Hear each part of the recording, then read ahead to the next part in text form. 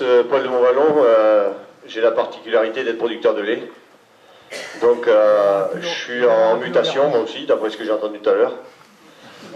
Mais ce n'est pas la même mutation. Moi je pense qu'aujourd'hui il y a une mutation qui est terrible. C'est on est producteur de lait et la mutation qu'on risque d'avoir, c'est de devenir, malheureusement, je sais que ça ne va pas faire plaisir à certains, mais les esclaves du monde moderne. Donc je vais moi essayer de vous présenter une solution. Parce que j'ai eu ce soir, dans tout ce que j'ai entendu, j'ai eu toutes les conséquences, ils les ont toutes données, mais malheureusement, il n'y en a pas un qui veut s'attaquer à la cause. Imaginez aujourd'hui, chaque Leclerc irait tout seul défendre sa croûte face aux industriels. Eh bien, je peux vous dire qu'il se ferait laminer. Laminer. Il faut s'attaquer à la cause. Et la cause chez les producteurs, la cause, elle est simple. Elle est unique, c'est que les producteurs, on est totalement divisés. Et tant qu'on restera dans une querelle de chapelle, eh bien, on est mort. Mort de chez mort. Quand j'entends des gens dire qu'ils vont aller manifester pour faire monter le prix du lait, mais vous, restez chez vous. Restez chez vous, au mois d'août, le prix du lait est à 360 €. Pourquoi vous allez manifester? Tout le monde le sait, ils l'ont affiché. Moi je peux vous le montrer, j'ai reçu les prix de Pangrin, de Belle, de Fléchard, 360 €, 370 € au mois d'août. Moi je ne vais pas aller manifester aujourd'hui pour faire monter le prix du lait. Par contre, après, quand vous leur dites, et en janvier 2014, ah, je sais pas. Et en 2015, je sais pas. En 2016, sûrement moins cher. Et pourquoi? Parce qu'en 2016, il n'y a plus aucune régulation. Et là, je peux vous dire que le lait, il va venir. Il va venir, mais pas de France. Et aujourd'hui, vous savez qu'il y a plein de gens qui arrêtent. Les vaches, elles vont où? En France? Non, non. Il y a des éleveurs en France qui investissent. Ils ont le droit. Ils font partie des 10 à 15% qui pensent qu'ils vont s'en sortir.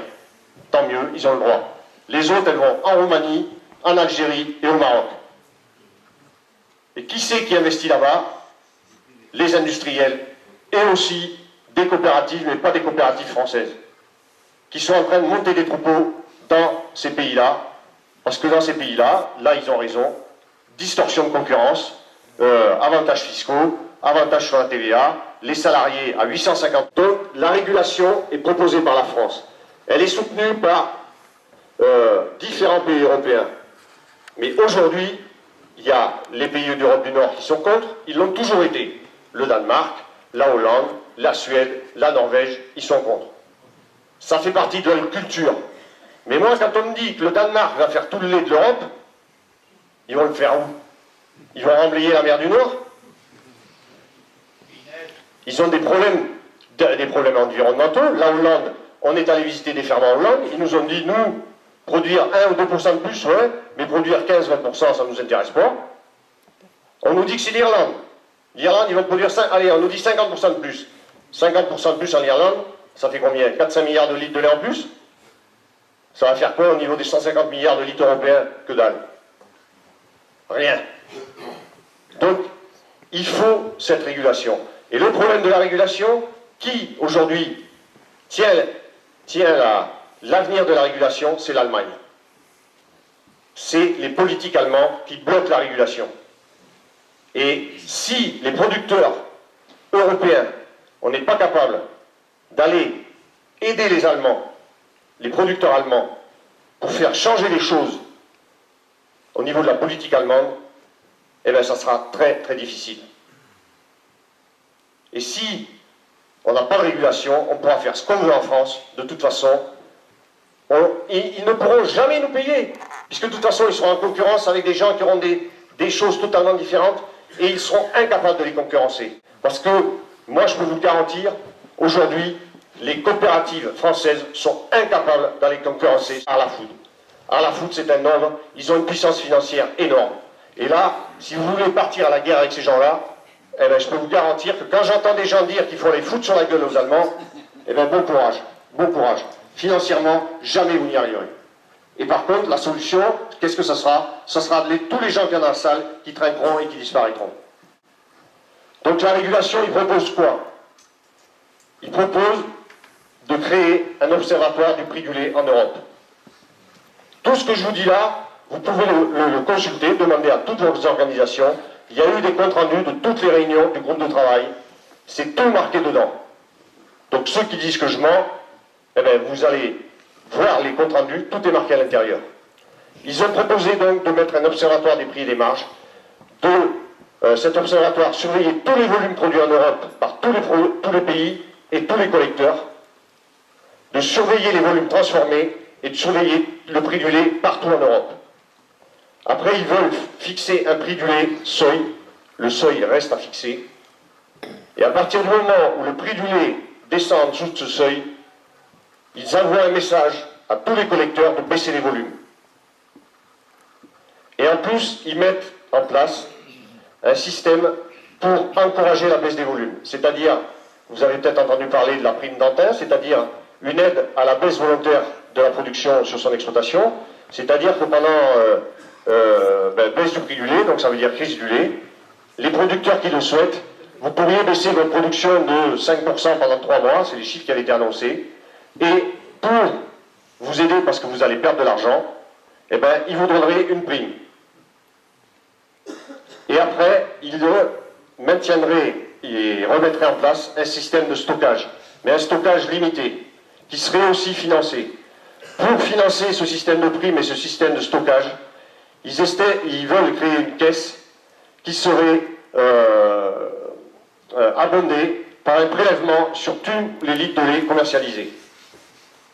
Parce que s'il n'y a pas de caisse prévue, le temps qu'ils récupèrent l'argent pour payer la prime ou pour payer le stockage, ils l'auront un an après, il y en a la moitié déjà qui seront morts.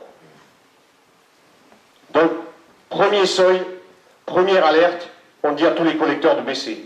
Après, ils regardent ce qui se passe. Le prix du lait remonte, tout va bien, ils continuent à surveiller. Par contre, le prix du lait continue à baisser, ça veut dire tout simplement qu'il y a des gens qui ont continué à produire plus. Et là, deuxième message, pénalisation de tous les collecteurs qui n'ont pas respecté la baisse. Ça, c'était le premier projet qu'ils nous avaient présenté. Donc nous, membres de l'EMB, tous ceux qui étaient les syndicats soi-disant minoritaires, on était tous pour. Malheureusement, ceux qui représentaient la FNCL, la FNPL et les JA n'étaient pas d'accord. Ils n'étaient pas d'accord que soit mise en place une pénalisation sur ceux qui ne respectaient pas la règle. Eh bien, imaginez qu'on ait dit à tout le monde qu'il fallait rouler à 90, mais qu'on n'ait jamais mis de radar. Eh bien, je peux vous dire que personne ne roulera à 90. Personne. Le seul moyen d'obtenir quelque chose, c'est de mettre une pénalisation et une amende. Parce que sinon, ça ne marchera jamais. Jamais ça ne marchera. Et s'il n'y a pas de régulation, et si on n'oblige pas, à partir d'un certain moment, les collecteurs à baisser les volumes, eh bien, on crèvera tous. Parce qu'on sait tous que le prix du lait, il est fonction du volume. Et aujourd'hui, ceux qui disent, c'est pas vrai, parce qu'aujourd'hui, on manque de lait, et pourtant, on n'est pas payé, ben, c'est un mauvais argument. Aujourd'hui, on manque de lait, mais aujourd'hui, on n'est pas payé parce qu'on n'est pas organisé, et qu'on est divisé, et qu'on se fait bouffer. Donc, nous, on défend ce projet de régulation. Et on va aller se battre avec les Allemands. Donc, il y a une manifestation qui a lieu le 10 et 11 avril en Allemagne, où beaucoup de producteurs européens membres de l'EMB vont aller. Et après, il y a une énorme manifestation le 4 et 5 juin à Berlin. Et là, si vous n'y allez pas, si vous ne vous mobilisez pas pour aller à cette manifestation, ne venez pas vous plaindre que vous allez crever. Parce que les Allemands, c'est le nerf de la guerre. La politique allemande, c'est le nerf de la guerre. Il faut que les Allemands plient. On a été capable de faire disparaître Fischer Boel, de la faire brûler. Moi, je peux vous garantir que si on se mobilise, on est capable de faire brûler les politiques allemands pareil. Donc après, l'autre problématique, c'est la problématique franco-française. Et là, vous nous avez dit aussi qu'il y avait une guerre des prix entre distributeurs. Ouais, il y a une guerre des prix entre distributeurs, et de tout ce que vous nous avez raconté, moi j'ai bien compris ce qui allait se passer. C'est que nous, on allait être les dindons de la farce de la guerre entre industriels. On sera les dindons de la farce de la guerre entre industriels. Parce que quand vous parlez à Triskalia, ils vous disent que c'est la faute de Lactalis, vous parlez à Lactalis, ils disent que c'est la faute de Sodial, vous parlez à Sodial, c'est la faute de Bongrain, Bongrain c'est Bell, et ainsi de suite. Et c'est tout le temps la faute à l'autre. C'est pour ça qu'on ne vous paye pas, c'est parce que lui, il n'est pas bon, lui, il vous dit que c'est l'autre. Ça sera tout le temps comme ça, et ça sera de pire en pire. Parce que quand vous aurez tous signé un contrat maison, eh bien là, mes petits gars, vous pourrez aller pleurer, faire ce que vous voudrez, le contrat, il faudra le respecter. Et il faudra produire. Vous n'aurez plus le choix. Parce que si vous ne produisez pas, dans les contrats tels qu'ils sont aujourd'hui, si vous ne produisez pas, vous êtes pénalisé. Donc que vous produisez à perte ou que vous gagnez de l'argent, il faudra produire. Donc, ce qu'il faut faire, c'est s'unir. On reste dans le schéma actuel de faire des OP maison, des OP verticales, eh bien, on est mort. Il n'y aura pas de producteurs de lait, ou il y aura 20 000 ou 15 000 producteurs de lait en 2020. Parce que personne ne résistera. Qu'est-ce qu'a fait la grande distribution il y a plusieurs années? Ils se sont réunis, ils ont fait des centrales d'achat. Imaginez qu'ils soient restés des petits épiciers, chacun dans leur commune, une petite épicerie. Mais je peux vous garantir qu'aujourd'hui, ils seraient laminés par les industriels. Ils se sont réunis, ils sont forts. Nous, si on veut être forts, il faut s'unir. Et c'est qu'à partir de ce moment-là qu'on sera capable de se faire respecter. Parce que là, aujourd'hui, on est parti dans un schéma où on nous envoie tous dans un silo. Toi, tu es dans le silo Lactalis et tu restes. Toi, tu es chez Bongrain, tu restes. Toi, tu es chez Laïta, tu restes. Toi, tu es chez Dial, tu restes. Et puis maintenant, nous, on va se faire la guerre entre nous et c'est vous qui allez payer dans les silos. Donc nous, notre solution, c'est de faire une OP transversale par bassin. On demande une OP transversale par bassin. Pas national, mais par bassin. Pourquoi? Parce qu'aujourd'hui, sinon, ça sera la guerre comme c'est déjà le cas. Regardez la fixation du prix du lait aujourd'hui. Mais ils attendent tous de voir ce que le voisin va dire, en espérant qu'il y en a un qui va être moins bon qu'eux, et ils vont s'aligner dessus. C'est tout. Et après, ils vont vous prêter de l'argent, ils vont lisser la saisonnalité, et puis vous allez le rendre le mois qui va suivre. Mais c'est formidable. Pour eux, c'est formidable, c'est le Pérou. Alors peut-être qu'ils ne gagnent pas l'argent, moi je veux bien, vous ne gagnez pas l'argent, très bien. Mais moi aujourd'hui, vous êtes des industriels, eh bien, il faut avoir une démarche industrielle. Moi je ne suis pas là pour être responsable des erreurs qui ont été faites il y a 30 ans. Parce que moi, sur mon exploitation, si aujourd'hui je fais une erreur, je ne vais pas attendre 30 ans pour être mort. Donc nous, on veut s'unir.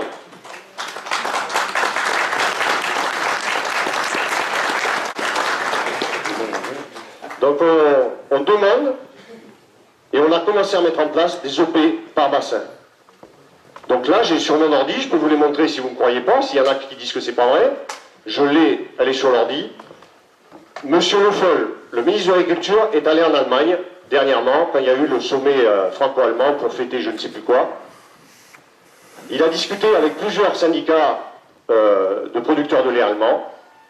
Il leur a dit: moi, je suis pour faire des organisations de producteurs interlaiteries. Interlaiterie, ça veut dire transversale.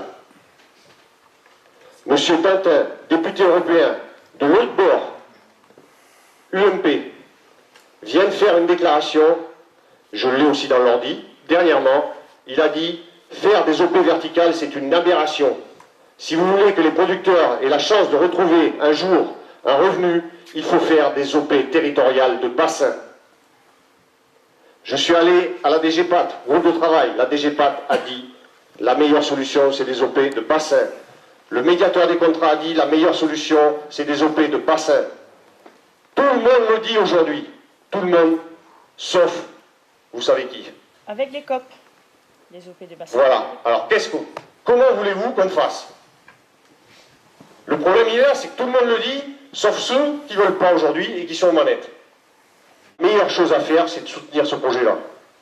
Si vous êtes convaincu, si vous n'êtes pas convaincu, ben continuez dans le système qu'on est, et puis advienne que pourra. Soutenir ce projet, c'est adhérer à France Billboard, c'est signer la pétition. Mais est-ce qu'on a d'autres choix que de se battre? Je ne sais pas. Il y a une solution, c'est de rester chez nous et puis d'attendre que le ciel nous tombe sur la tête. Moi, je suis décidé à me battre. On est encore quelques-uns décidés à se battre. Après, c'est à vous de choisir, c'est à vous de dire, ben, moi j'adhère à tel projet ou à tel autre. Mais si vous restez chez vous et que vous ne bougez pas, on aura ce qu'on ira chercher, c'est tout. Voilà, merci.